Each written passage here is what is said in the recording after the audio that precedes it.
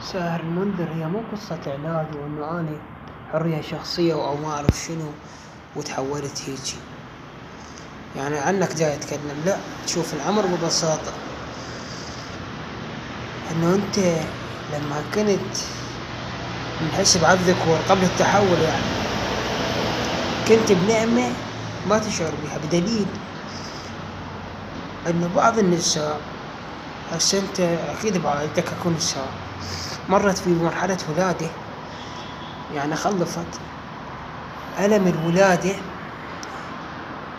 يقول لك مشابه لآلام كورونا، الآلام اللي تصير بالجسم من ورا فيروس كورونا أو أكثر.